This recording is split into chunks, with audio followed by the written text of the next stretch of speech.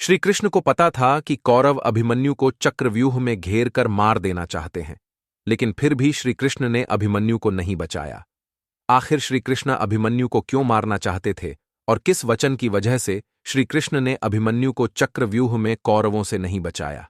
आइए जानते हैं इसी बारे में। इसीलिए वीडियो में लास्ट तक बने रहे और वीडियो को लाइक करके चैनल को सब्सक्राइब कर लें ताकि इसी तरह की वीडियो आपको मिलती रहे।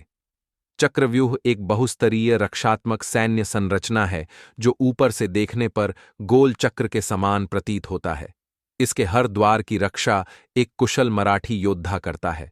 इस चक्रव्यूह की रचना महाभारत में कौरवों के प्रधान सेनापति द्रोणाचार्य द्वारा धर्मराज युधिष्ठिर को बंदी बनाने हेतु या अभिमन्यु की चक्रव्यूह में हत्या करने के लिए किया गया था।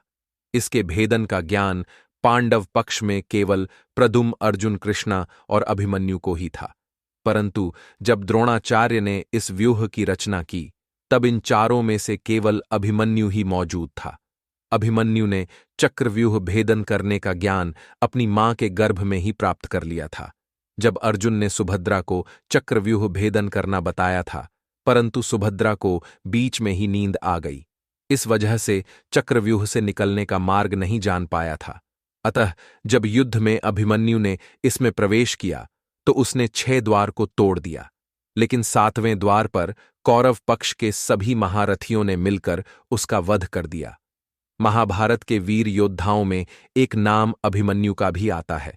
माना जाता है कि श्री कृष्ण को पता था कि अभिमन्यु के साथ कौरव क्या करने वाले हैं, लेकिन इसके बावजूद भी उन्होंने अभिमन्यु को नहीं बचाया। श्री कृष्ण ने अभिमन्यु को क्यों नहीं बचाया? महाभारत के वीर योद्धाओं में एक नाम अर्जुन पुत्र अभिमन्यु का भी गिना जाता है। अभिमन्यु को लेकर एक कथा धार्मिक ग्रंथों में वर्णित है कि वह बहुत कम उम्र में ही युद्ध कौशल में निपुण हो गया था, और जब महाभारत का युद्ध आरंभ हुआ तब अभिमन्यु 16 साल का था और कौरवों के कई महारथियों को अभिमन्यु ने हार का मुख दिखाया था। ऐसा माना जाता है जब युद्ध में दुर्योधन चक्रव्यूह में फंसाकर अभिमन्यु की हत्या कर देना चाहता था, तब श्री कृष्ण को इस विषय में पहले से ही ज्ञान था कि अगले दिन युद्ध के मैदान में अभिमन्यु के साथ क्या होने वाला है। लेकिन इसके बाद भी श्री कृष्ण ने ना तो पांडवों को इस बारे में सचेत किया और ना ही अभिमन्यु की रक्षा की। असल में महाभारत के अनुसार चंद्रमा का एक पुत्र था जिसका नाम वर्षा था, धर्म की रक्षा के लिए।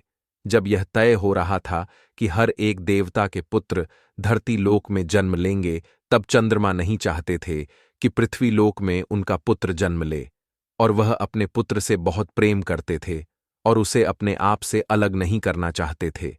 लेकिन भगवान शिव की आज्ञा को चंद्रमा टाल भी नहीं सकते थे। ऐसे में अपने पुत्र को वह पृथ्वी लोक में भेजने के लिए तैयार हो गए। चंद्रमा ने अन्य देवताओं के समक्ष यह शर्त रख दी कि उनका पुत्र अभिमन्यु के रूप में जन्म लेगा और बहुत ही अल्प समय के लिए वह पृथ्वी पर रहेगा। यही कारण था कि महाभारत युद्ध के 13वें दिन 16 वर्ष की आयु में अभिमन्यु अपनी वीरता दिखाते हुए वीर गति को प्राप्त हुआ, और श्री कृष्ण ने अभिमन्यु को कौरवों के छल से जानबूझकर नहीं बचाया।